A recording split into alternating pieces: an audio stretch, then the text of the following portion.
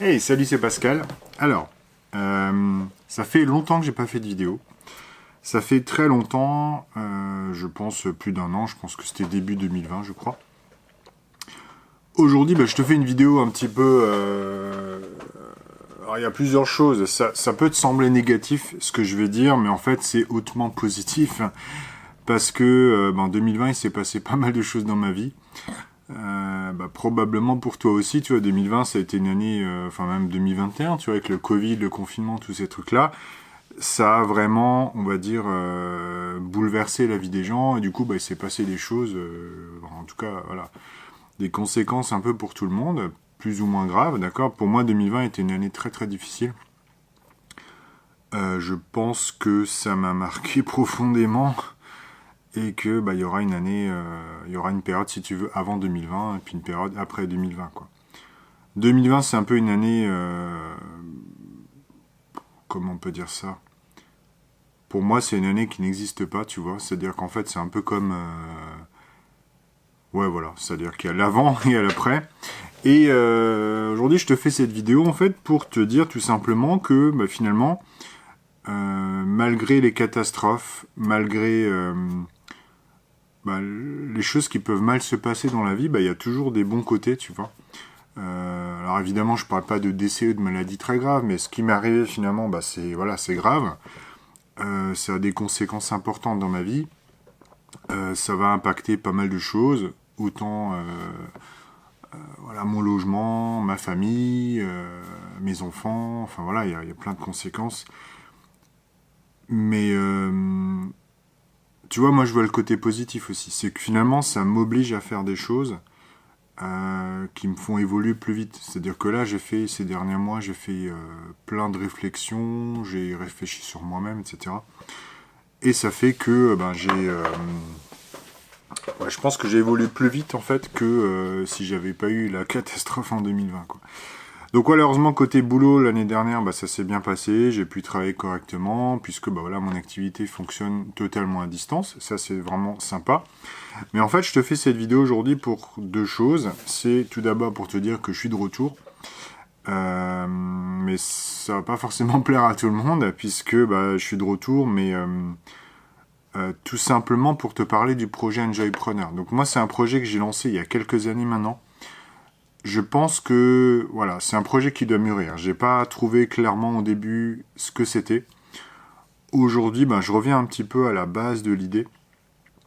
Et l'idée, c'était clairement Enjoypreneur, tu vois, c'est là d'où vient le nom.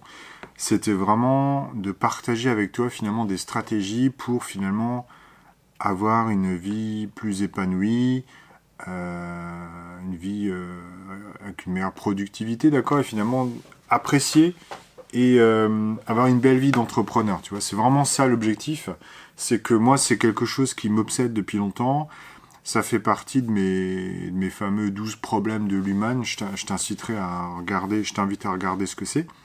Mais c'est un problème, moi, qui me traîne en arrière-plan. Et puis, du coup, c'est vraiment un projet qui me tient à cœur. Tu vois, c'est même si ça fait peut-être 2 ans que j'ai pas fait de vidéo, c'est pas pour autant que j'ai laissé tomber l'idée, tu vois. Et pour les gens qui me connaissent, ils savent que je suis très persévérant. Donc c'est pas, je m'arrête pas au bout de 3 mois quand je lance un truc, quoi. Et Enjoypreneur, ouais, je crois que ça doit bien faire 3-4 ans maintenant. Je sais pas, je te laisserai regarder les premières vidéos. Je sais plus si c'est 2016 ou 2017. Tu peux regarder sur YouTube. Et ce que je voulais te dire également, c'est que j'en ai un petit peu marre. Ce que je veux te dire, ça va être... Alors tu vois, là il est tard, il est 22h, je te fais la vidéo. Je voulais vraiment faire la vidéo.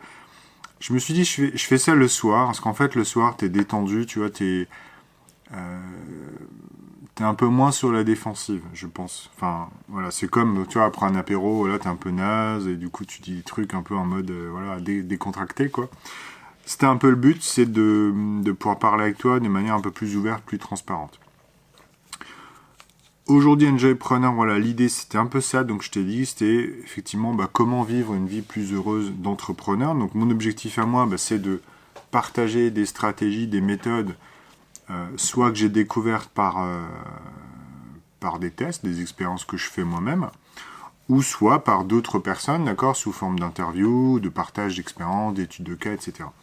Voilà, ça c'est un peu l'idée, mais l'autre chose que je voulais partager avec toi, pardon, c'est que bah, j'en ai un peu marre de... Comment dire ça Il faut que ça sorte. Alors j'ai décidé en 2021 de... La vidéo sera terminée quand le verre sera vide, hein, ok. J'ai décidé en 2021 d'être plus moi-même, en fait. D'accord. C'est vraiment... comment dire ça? Ouais, c'est vraiment un truc, je pense que c'est important, tu vois, pour être bien avec les gens, d'être au maximum soi-même. Et bah, j'ai envie d'être aussi au maximum moi-même dans les vidéos, tu vois. Alors moi, je suis quand même un gars qui aime bien rigoler, faire des blagues et tout. Enfin, les gens qui me connaissent diront pas le contraire. Et dans les vidéos sur YouTube, bah, parfois quand je me regarde, bah, j'ai un peu l'impression d'avoir un balai dans le cul, tu vois. C'est dur à dire, mais voilà. Et sûrement, tu seras content. Alors, si t'es d'accord, mets-le en commentaire. Mais je trouve que... Ouais, sur YouTube, en fait, j'ai regardé certaines vidéos, je me suis dit, mais mon Dieu, c'est pas moi, tu vois. Enfin, je veux dire... Alors, ok, il y a toujours une différence entre ce qu'on est dans la vraie vie, ce qu'on est devant la caméra, mais je me dis, mais punaise, Pascal, mais c'est pas possible, tu vois. Je veux dire, je regarde les vidéos un an après, mais je me dis, mais c'est pas moi, c'est qui cet acteur, c'est qui ce gars-là Et je regarde mes propres vidéos, je me dis, mais j'ai même pas envie de les voir, tu vois. Donc je me dis, il y a un problème, tu vois. Alors aujourd'hui, voilà, je remercie les gens qui se sont abonnés à ma chaîne déjà, donc je pense qu'il y en a à peu près 2300 là.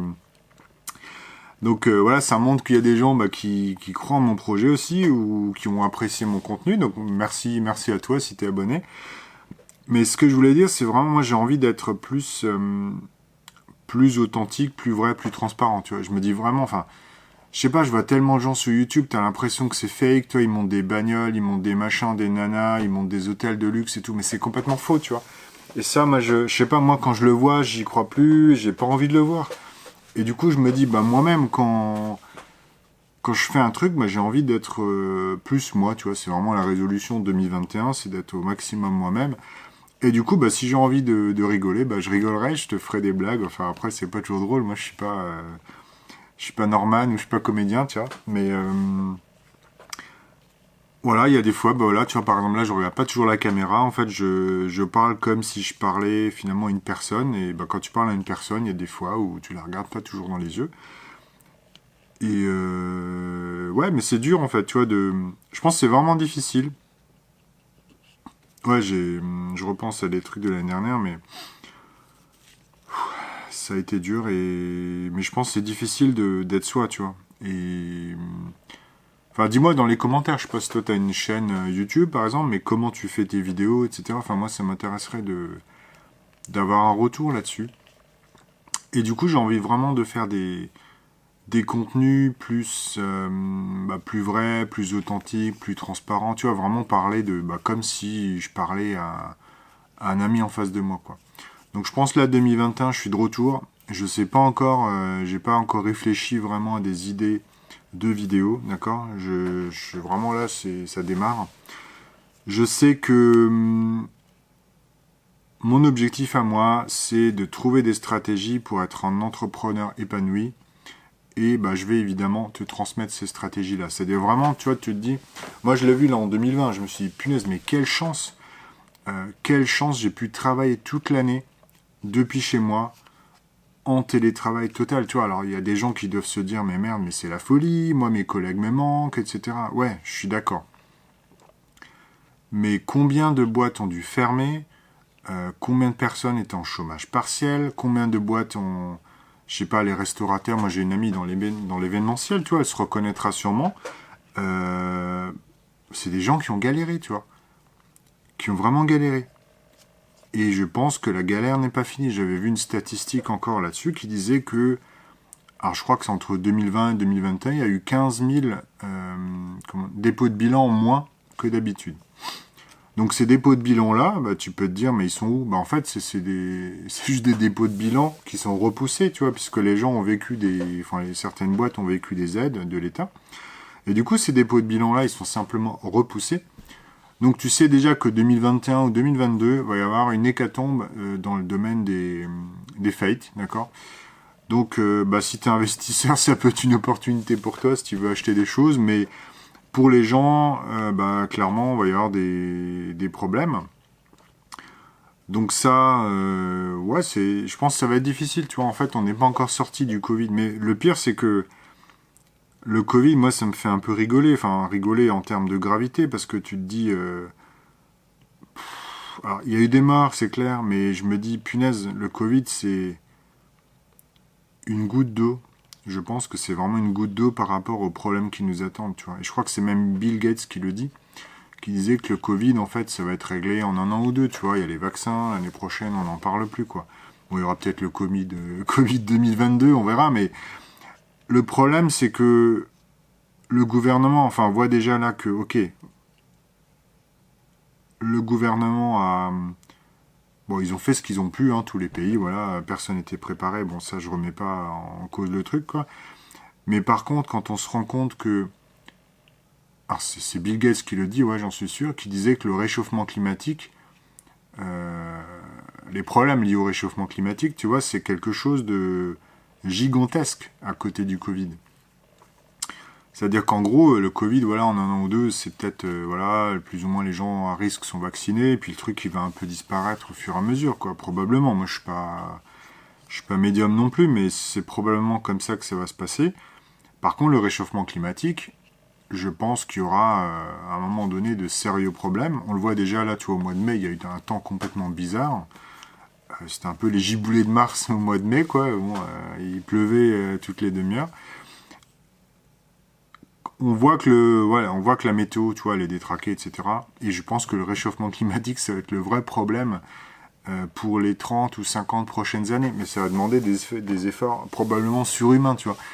Et je pense que là, il y a un problème de conscience encore aujourd'hui. Alors, c'est pas le but de la vidéo, mais moi, ça fait quelques temps, tu vois, je me pose vraiment la question. Alors, chacun essaye évidemment de faire un peu à sa manière, mais je pense qu'on a tous une responsabilité. Toi, c'est facile de se dire, ouais, c'est la faute de nos parents, nos grands-parents, ils ont pollué comme des porcs, etc. Je dis, oui, peut-être, mais est-ce que pour autant, il faut se dédouaner ou se déresponsabiliser? Moi, je suis pas d'accord. Tu vois, je veux dire, aujourd'hui, la situation, elle est comme ça. Comment on fait pour réagir?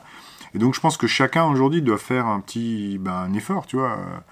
Ça veut pas dire rouler en électrique, tu vois, parce que rouler en électrique, c'est c'est probablement une supercherie, puisque bon, il faut produire des batteries, faut creuser dans les mines, enfin, ça exploite les enfants. Bon, voilà, c'est un autre sujet, mais et après, faut les recycler, ces batteries. Qu'est-ce qu'on va en faire aujourd'hui? J'en sais rien. Et puis, le nucléaire produit de l'électricité. Qu'est-ce qu'on fait du nucléaire? C'est pareil. Je veux dire, aujourd'hui, l'électrique, c'est un faux débat, tu vois.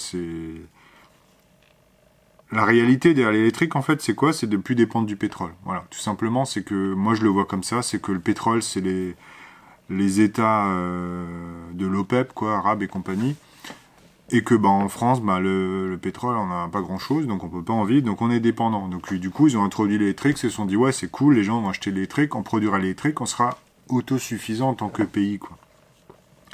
Voilà, ça c'est un peu un autre débat, mais clairement, je pense que voilà, le Covid, ça a été difficile pour toi, sur moi aussi. Alors si tu as envie de partager, laisse-moi un commentaire en dessous, hein. Mais je pense que c'est vraiment un défi minime à côté du réchauffement climatique. Voilà. Après, moi, je suis pas là pour militer pour cette cause-là, d'accord? C'est pas le but, mais ce que je voulais dire dans cette vidéo, c'est que mon objectif là, c'est vraiment d'être plus transparent. Tu vois, il y a des fois, je fais une pause. Je suis pas en mode, je place le maximum de nombre de mots par minute. Tu vois, il y a des gens, je les regarde parfois, mais ils sont blablabla. T'as l'impression qu'il faut remplir le vide, tu vois. Et tu te dis, mais quand tu parles avec quelqu'un, je sais pas, t'es pas en train de remplir le vide, quoi. Je veux dire, les gens qui remplissent le vide, alors moi j'ai remarqué ça, c'est plutôt les gens qui ont pas confiance en eux, qui ont peur qu'on les coupe, tu vois. Alors, après, il y a peut-être des tempéraments, mais je pense qu'il y a beaucoup de choses comme ça. Et du coup, alors, je sais pas pourquoi sur YouTube, les gens ont l'impression que qu'il faut remplir la bande son, tu vois, que t'as pas le droit de faire de pause. Je sais pas, pourtant, enfin, je sais pas, sur YouTube, t'es pas payé au nombre de mots par minute. T'es pas, enfin, la bande passante, ça change rien. Enfin, voilà, peu importe. Mais du coup, voilà, je m'autorise à faire des pauses. je fais pas vraiment de montage. Je pense que cette vidéo, je ferai pas de montage, tu vois. Je te fais vraiment une vidéo brute de décoffrage, on va dire, du rush direct, quoi. Mais ah ouais, je t'avais dit que la vidéo serait terminée quand le verre sera vide, du coup faut que j'avance aussi. Voilà. Donc tout ça pour dire que 2021, finalement, il y aura des opportunités. Je pense que voilà, les conséquences de 2020 bah, forcément ont impacté les gens. Euh, Clairement, le Covid, alors moi j'ai remarqué un truc, c'est que ça a généré beaucoup de peur et moi je le vois quand je vais. Je sais pas si c'est général, mais j'ai vraiment l'impression qu'aujourd'hui les gens se regardent plus. Tu vois, il y a vraiment une méfiance envers les personnes, envers les inconnus. Je le vois même, il y a de plus en plus de gens qui construisent des barrières, des clôtures, tu vois, de 1,80 m devant leur maison, qui mettent des rideaux partout. Les gens s'isolent, comment on peut dire ça, se séquestrent chez eux, tu vois. Alors je me dis, je sais pas, j'espère que ça va changer parce que bah, les humains ont besoin d'autres personnes, tu vois. Je veux dire, l'humain ne peut pas vivre seul, donc c'est dommage. Donc ouais, j'espère que 2021 va redémarrer point de vue social pour tout le monde. Moi, je vais essayer d'organiser des événements. Alors, je sais pas encore comment. Peut-être ça sera en...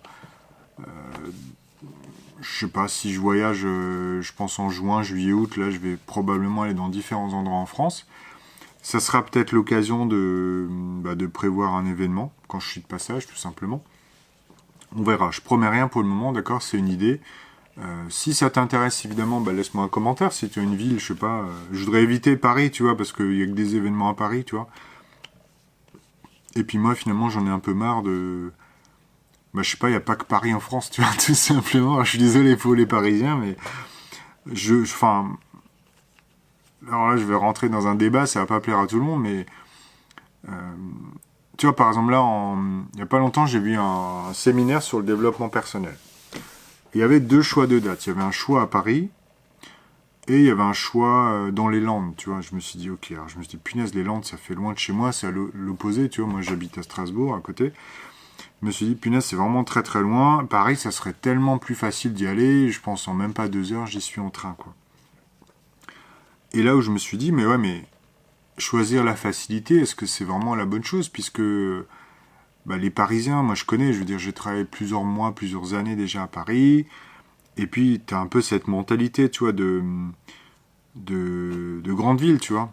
Alors voilà, certains aiment pas, peu importe. Mais et c'est là où je me suis dit, mais pourquoi ne pas aller finalement faire une formation en province, tu vois, où t'as des gens complètement différents, t'as pas des Parisiens, t'as pas un machin, et du coup ça t'ouvre à complètement d'autres manières de penser.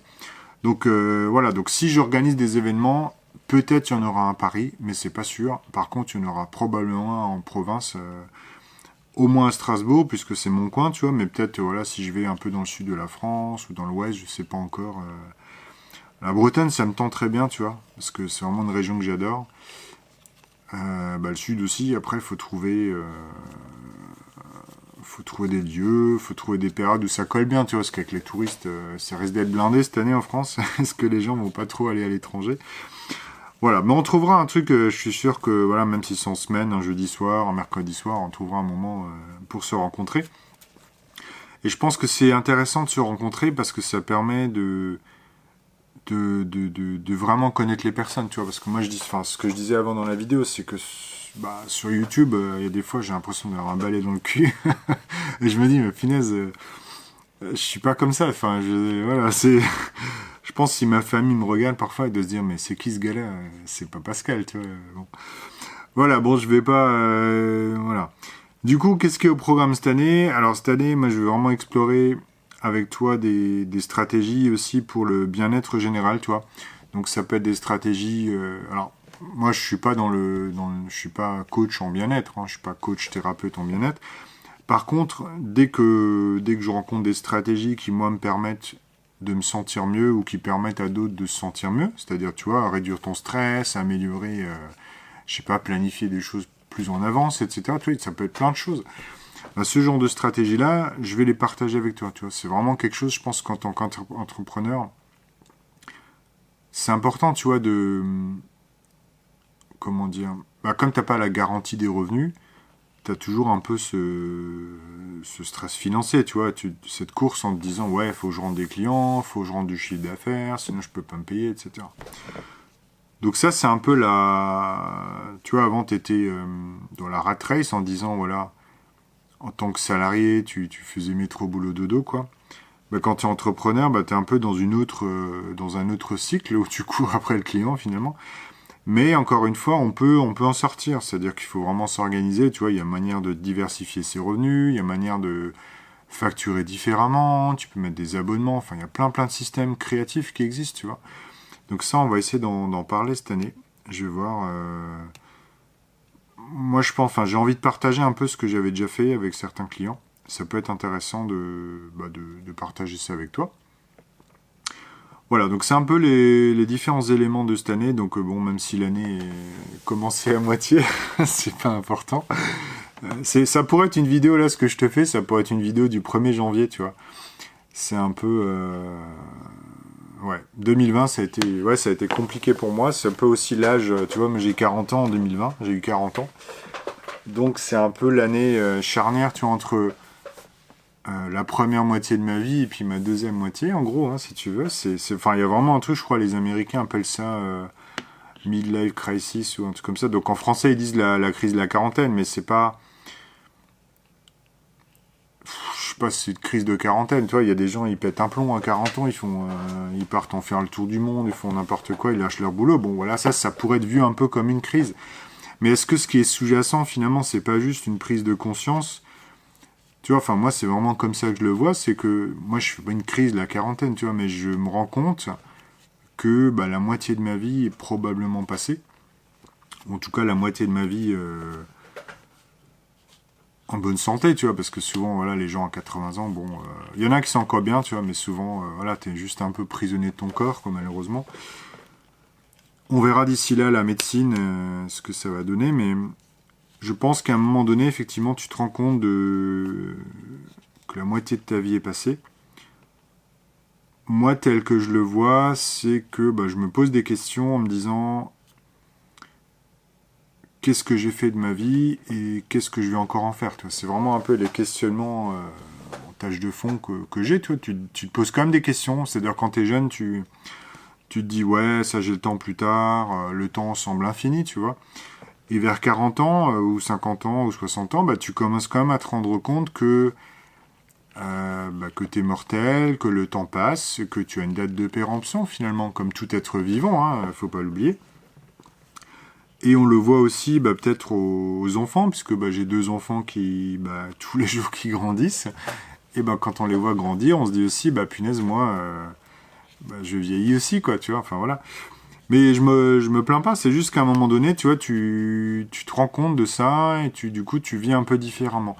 Alors, je pense qu'il y a des gens, c'est violent, tu vois, c'est ça la crise de la quarantaine, probablement, et du coup, ils se réveillent un jour et puis ils se disent, punaise, qu'est-ce que j'ai fait de ma vie maintenant, je vais faire la fête, j'en ai marre de bosser, etc. Il y a des gens, c'est violent.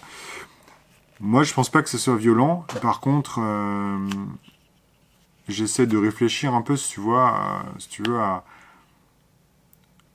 je sais pas, les 10-20 prochaines années, tu vois, t'essaies de donner un cap. J'en parlais avec un ami, avec Siegfried, il n'y a pas si longtemps. Lui me disait, tu vois, plus tard, il aimerait bien, pourquoi pas laisser une trace en créant une école, tu vois. Et je me suis dit, punaise, il a déjà réfléchi, enfin, ça montre qu'il a vraiment évolué en termes de maturité, tu vois, il a le même âge que moi. Hein. Enfin, peut-être 1 ou 2 ans de plus, ouais, je crois. Il est un tout petit peu plus âgé. Mais du coup, ça veut dire qu'il a déjà réfléchi en termes de maturité, tu vois, de se dire, ok, quelle est la trace que je vais laisser après mon passage. Et ce que je voulais te dire, c'est je pense qu'il y a des gens, enfin récemment, voilà, d'où est-ce que ça vient ce questionnement-là, tu vois, je sais pas comment elle fait la vidéo, ok, 24 minutes. D'où vient ce questionnement-là, en fait, récemment, j'avais trouvé un bouquin qui parlait des regrets des personnes sur leur lit de mort, tu vois. Donc alors je me souviens plus du titre exact, mais c'est assez connu. C'était une personne qui allait voir des personnes âgées, tu vois, en fin de vie, donc en gériatrie ou non, je sais pas, à l'hôpital, quoi, en fin de vie, pour leur demander bah, quels étaient leurs regrets, tu vois. Et puis en fait, il y a des choses qui sont revenues souvent. Et ce qui revenait souvent, c'est j'ai trop travaillé, j'ai pas assez profité de ma famille, j'ai pas assez voyagé, tu vois. Et tu dis juste, mais alors aujourd'hui, j'ai 40 ans, tu vois, donc j'ai peut-être 40 ans d'avance sur ces gens-là, puisque moi je sais déjà que si je fais rien, je vais avoir ces regrets, tu vois.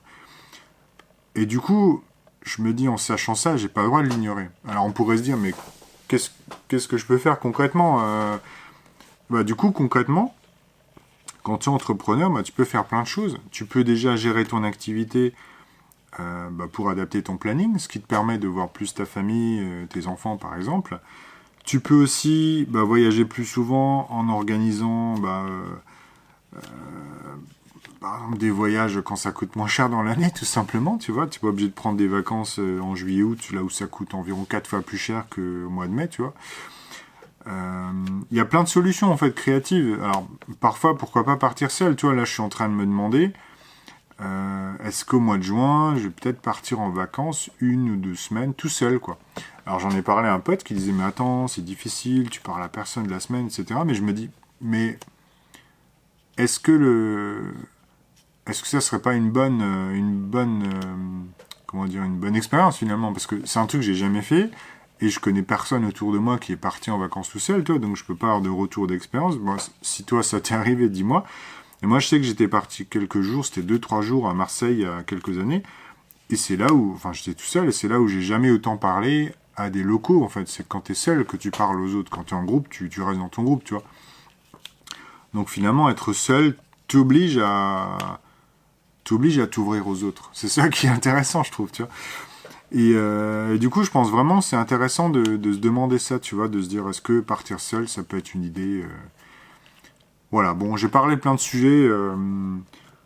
Voilà, ce que je voulais te dire, l'important à retenir, c'est vraiment, je vais essayer vraiment d'être beaucoup plus ouvert, beaucoup plus moi-même. Et ouais, c'est vraiment le truc à retenir que j'ai envie de te transmettre. Alors cette vidéo, je sais pas si je vais la laisser, j'en sais rien encore. C'était une vidéo un peu d'échauffement, tu vois, pour reprendre. Voilà, j'ai réglé la caméra, j'ai mis une petite lumière rapide, etc. Le son, j'espère que c'est bon. Tu vois, je regarde un peu, j'ai un vumètre là sur l'écran. C'est une vidéo un peu d'échauffement. Je sais pas, voilà, je suis pas en train de t'apprendre des trucs. Enfin, j'en sais rien. Peut-être je t'ai appris quelque chose, j'en sais rien. Mais c'est pas une vidéo éducative, tu vois, où j'ai un plan, etc. Mais j'ai vraiment envie ouais, 2021, je vais essayer d'intégrer, en fait, ce que je vais essayer de faire, c'est d'intégrer tout ce que j'aimerais améliorer dans ma vie, je vais intégrer ça sous forme d'activité, et je vais le filmer, tu vois.